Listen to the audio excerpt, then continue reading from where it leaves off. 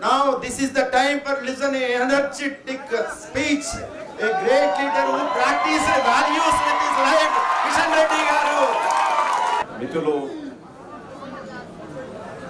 Naresh India గారు, Kalam institute of youth excellence సంబంధించినటువంటి coordinator, ఈనాటి కార్యక్రమానికి వచ్చినటువంటి గౌరవ పెద్దలు జస్టిస్ బి చంద్రయ్య గారు, అదేవిధంగా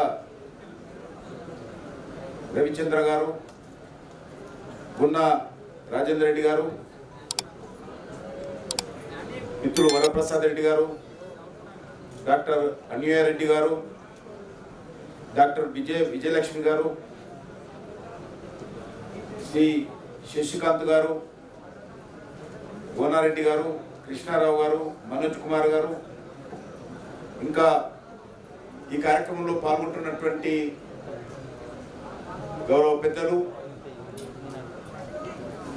ఉపాధ్యాయులు, విద్యార్థులు, పత్రికా విలేకరులు, Kalam institute of youth excellence సంబంధించినటువంటి వాలంటీర్స్, కోఆర్డినేటర్స్, ఈరోజు కలాం గారి 90వ జన్మదిన ఉత్సవాలు నిర్వహించుకుంటున్నాం. మన యొక్క ఇన్స్టిట్యూట్ ఆఫ్ యూత్ ఎక్సలెన్స్ ఆధ్వర్యంలో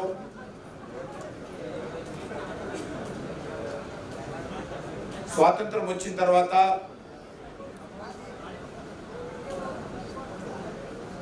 కొద్దిమంది మేధావుల్లో డాక్టర్ అబ్దుల్ కలాం గారు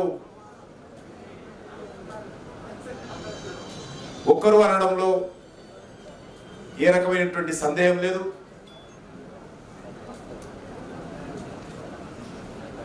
వారు భారతదేశం గర్వించదగినటువంటి గొప్ప శాస్త్రవేత్త, గొప్ప దార్శనికుడు. వారు చివరి శ్వాస వరకు కూడా దేశం కోసం, సమాజం కోసం, దేశ భవిష్యత్తు కోసం ఆయన కలలు కన్నాడు. ఆ కలలను సాఫలీకృతం చేయడం కోసము అనేక రకాలుగా ప్రయత్నాలు చేశాడు. ఇటీవల నేను మేఘాలయ రాష్ట్రంలో షిల్లాంగ్కి వెళ్ళాను. ఏ ఆడిటోరియంలో అయితే వారు ప్రసంగిస్తూ చివరి శ్వాస వదిలారో, స్వర్గస్థులయ్యారో, ఆడిటోరియం కూడా చూడడం జరిగింది.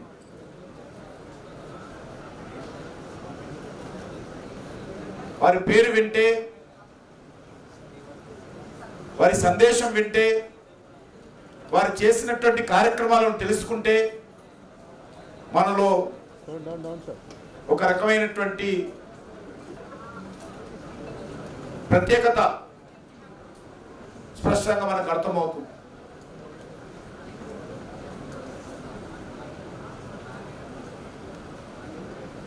వారు దేశం గురించి ఆలోచన చేశారు, దేశ భవిష్యత్తు గురించి ఆలోచన చేశారు.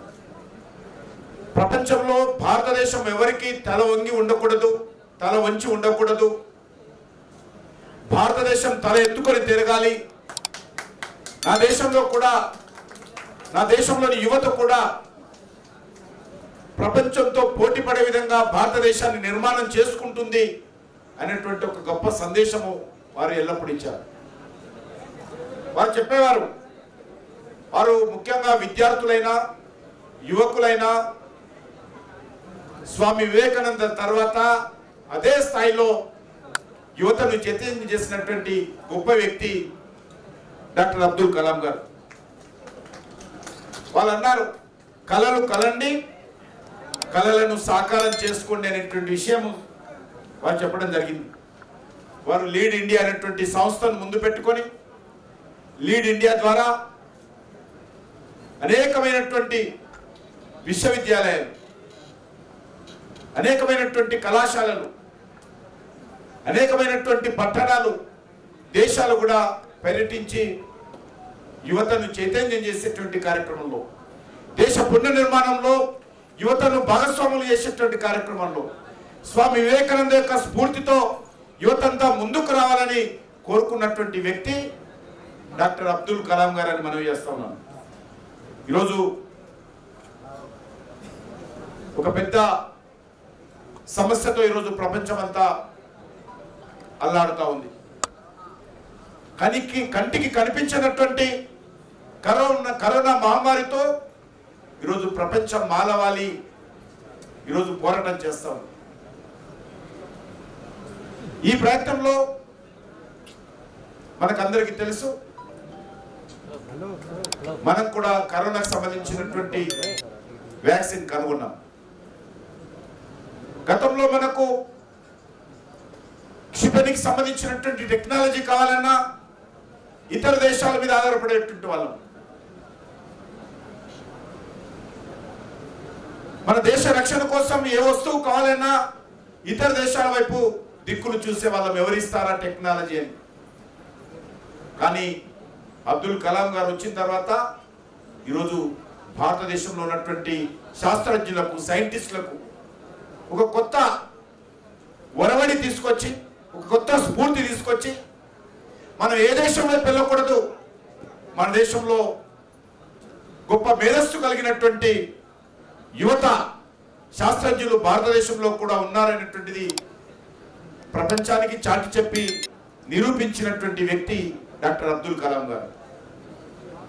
ఇటీవల కరోనా కూడా మనం అనేక రకాల వ్యాక్సిన్లు గతంలో కూడా మనం దేశ ప్రజలకు ఇచ్చాము. కానీ అన్ని వ్యాక్సిన్లు కూడా ఇతర దేశాల నుంచి ఎక్కువగా వచ్చాయి. ఆయా దేశాలలో పూర్తిగా వ్యాక్సిన్ వాడిన తర్వాత మిగిలిన తర్వాత భారతదేశానికి ఆ టెక్నాలజీ ఇచ్చేవాళ్ళు. కానీ ఈరోజు ప్రపంచంతో పోటీపడి ప్రపంచం కంటే ముందే ఈరోజు వ్యాక్సిన్ కనుగొన్నటువంటి దేశము భారతదేశం అని సందర్భంగా మనం చేస్తాం. అద్భుతమైనటువంటి వ్యాక్సిన్ కనుగొన్నాం. ఈరోజు 150 దేశాలు భారతదేశం యొక్క మనం కనుగొన్నటువంటి వ్యాక్సిన్ కోసం ఎదురు చూస్తూ ఉన్నారు, దరఖాస్తులు పెట్టుకుంటున్నారు, డబ్బులు పంపిస్తూ ఉన్నారు. కారణము డాక్టర్ అబ్దుల్ కలాం గారు ఇచ్చినటువంటి స్ఫూర్తితో ఈరోజు భారతదేశంలో ఉన్నటువంటి యువత కానీ, శాస్త్రజ్ఞులు కానీ ఒక ఆత్మవిశ్వాసంతో, ఒక ఆత్మ నిర్భరతో ఈరోజు దేశాన్ని ముందుకు నడపాలనేటువంటి పట్టుదల ఈరోజు మనకు వచ్చింది. కాబట్టి ఆ దిశలో మనం అందరం ప్రయత్నం చేస్తా ఉన్నాం.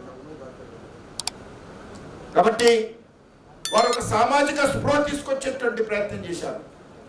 ఒక సామాజికమైనటువంటి నాయకత్వ లక్షణాలు భారతదేశంలో తీసుకొచ్చేటువంటి ప్రయత్నం చేశారు.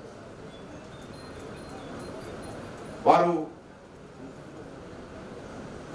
పాల్గొన్నటువంటి కొన్ని కార్యక్రమాల్లో కూడా నేను పాల్గొనేటువంటి అవకాశం లభించింది. నేను శాసనసభ్యుడిగా ఉన్నప్పుడు ఒక విద్యా సంస్థకు, మహిళా విద్యా సంస్థలో వారి యొక్క ఉపన్యాసాన్ని ఏర్పాటు చేయడం జరిగింది. చాలా మానవతా విలువలు కలిగినటువంటి వ్యక్తి డాక్టర్ అబ్దుల్ కలాం గారు. నేను ఈ దేశానికి రాష్ట్రపతి లేక ఈరోజు ప్రపంచమంతా కూడా అసూయపడేటువంటి ఒక శాస్త్రజ్ఞుని నేను అనేటువంటి వ్యక్తి కాదని ఆ రోజు ఏ రకంగా ఆయన ఉన్నప్పుడు ఏ రకంగా భావించలేదు. ఆయన ఎంతసేపు నేను ఒక్కరిని శాస్త్రజ్ఞుని కాదు, ఈ దేశంలో ఉన్నటువంటి భవిష్యత్తులో యువతంతా కూడా, విద్యార్థులంతా కూడా శాస్త్రజ్ఞులు కావాలని కోరుకున్న వ్యక్తి ఆయన. తనకున్నటువంటి మేధస్సును ప్రపంచంలోని యువతకు చాటి చెప్పినటువంటి వ్యక్తి. కొంతమంది మేధస్సులు చూస్తున్నాం, మేధావులు, వాళ్ళు ఎవరికి చెప్పరు. కానీ ఆయన జీవితం అంతా కూడా పరితపించాడు. భారతదేశంలో ప్రతి విద్యార్థి, ప్రతి యువకుడు దేశం కోసం పనిచేయాలి, సమాజం కోసం పనిచేయాలి, దేశం నాకేమిచ్చింది కాదు, మనం దేశానికి ఏం చేశామో అనేటువంటి సందేశము డాక్టర్ అబ్దుల్ కలాం గారు చెప్పారు. ఎంతసేపు మనం ఈరోజు గవర్నమెంట్ ఏం చేసింది, కరెంటు పోతే, బస్సు లేట్ అయితే, ట్రైన్ లేట్ అయితే, రోడ్డు బాగాలేకపోతే గవర్నమెంట్ తిట్టుకుంటూ కూర్చుంటారు. కానీ చీకట్లో చిరుదీపం వెలిగించేటువంటి ప్రయత్నము మనమందరము చేయాలి. గవర్నమెంట్ మీద ఒకటే బాధ్యత కాదు, ఈ దేశ పౌరుడిగా ప్రతి ఒక్కరము ఈ దేశాన్ని ఒక శక్తివంతంగా నిర్మాణం చేసేటువంటి కార్యక్రమంలో అందరూ భాగస్వాములు కావాలని కోరుకున్నటువంటి వ్యక్తి డాక్టర్ అబ్దుల్ కలాం గారు. అందుకే ఈ దేశంలో ఉన్నటువంటి కోట్లాది మంది విద్యార్థి యువకులు ఈరోజు కూడా డాక్టర్ అబ్దుల్ కలాం గారిని విశ్వసిస్తారు. ఆయన అడుగులో, ఆయన బాటలో నడిచేటువంటి ప్రయత్నం ఇంకా చేస్తా ఉన్నారు, చేయాల్సినటువంటి అవసరం ఉందని చెప్పుకుంటా ఉన్నారు. ఈ దేశం ఎదుర్కొన్నటువంటి అనేక సమస్యలకు స్వామి వివేకానంద, డాక్టర్ అబ్దుల్ కలాం ఇద్దరు ఇచ్చినటువంటి సందేశం మనం ముందుకు తీసుకుంటే తప్పకుండా ఈ దేశంలో ఉన్నటువంటి సమస్యలను పరిష్కారం చేసుకుంటాము. ప్రపంచంలో భారతదేశాన్ని ఒక శక్తిశాలి దేశంగా ఏ ఆలోచన విధానంతో అయితే డాక్టర్ అబ్దుల్ కలాం గారు భావించారో, భారతదేశం ఏ రోజు కూడా ఎవరి ముందు కూడా చేయి చాచకూడదు, తల వంచి ఉండకూడదని కోరాడు. కాబట్టి దానికి బాధ్యత మన మీద పెట్టాడు. ఈ దేశంలో ఉన్నటువంటి యువత అంతా కూడా చైతన్యమైతే, యువత అంతా కూడా కళలు కనేటువంటి ప్రయత్నం చేస్తే ఆ కళలు సాకారం అవుతుంది, దేశం అభివృద్ధి జరుగుతుంది. ప్రపంచంలో డాక్టర్ అబ్దుల్ కలాం కన్నట్టు కళలు కన్నటువంటి భారతదేశాన్ని మనం త్వరలోనే నిర్మాణం చేసుకుంటూ ముందుకెళ్తాము. ఈ సంవత్సరం మనము భారతదేశానికి స్వాతంత్రం వచ్చి 75 సంవత్సరాలు పూర్తయింది. ఆజాద్ కా అమృత్ మహోత్సవం అనేటువంటి కార్యక్రమాన్ని ఈ దేశం అంతా నిర్వహించుకోబోతున్నాం. కరోనా కారణంగా కొద్దిగా చిన్నగా చేసుకుంటున్నాం. కరోనా తగ్గిన తర్వాత అద్భుతంగా దేశం అంతా చేసుకుంటాం. 2047 ఇంకో 25 సంవత్సరాలు అయితే మన దేశానికి స్వాతంత్రం వచ్చి 100 సంవత్సరాల పండుగ చేసుకోబోతూ ఉన్నాం.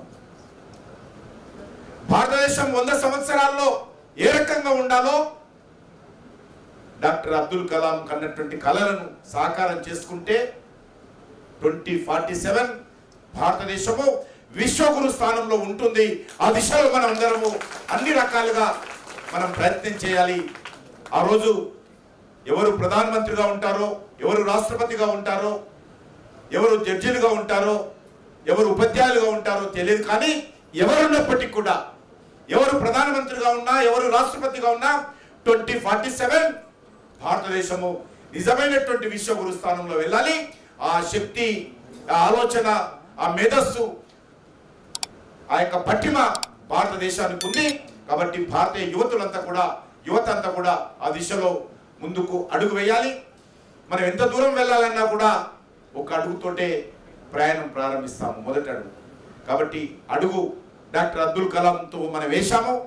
ఆ నడక నడుస్తూ ఉంది, ఇంకా ముందుకెళ్ళాలి. ఇప్పుడు 75 సంవత్సరాలు ఉన్నాం. ఇప్పుడు 100 సంవత్సరాలలో భారతదేశాన్ని ఒక శక్తివంతమైనటువంటి భారతదేశంగా నిర్మాణం చేయడం మనందరము ముందుకెళ్ళాలని చెప్పి కోరుకుంటూ, మరి ఆ దిశలో మనమందరము మరి స్వార్థాలను వదిలిపెట్టి దేశం కోసం మనందరం పనిచేయాలి.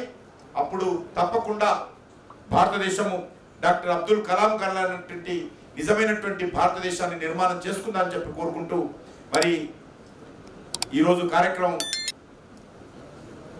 ఒక అంకిత భావంతో, చిత్తశుద్ధితో ఈ కార్యక్రమాన్ని నరేష్ గారు ఏర్పాటు చేసుకుంటున్నారు. డాక్టర్ అబ్దుల్ కలాం యొక్క ఆశయాల సాధనలో నేను సైతం అనే విధంగా ఈరోజు నరేష్ గారు చేస్తున్నటువంటి ప్రయత్నాన్ని మనస్ఫూర్తిగా అందరం అభినందించాలని చెప్పి కోరుకుంటూ సెలవు తీసుకుంటున్నాను. జై హింద్.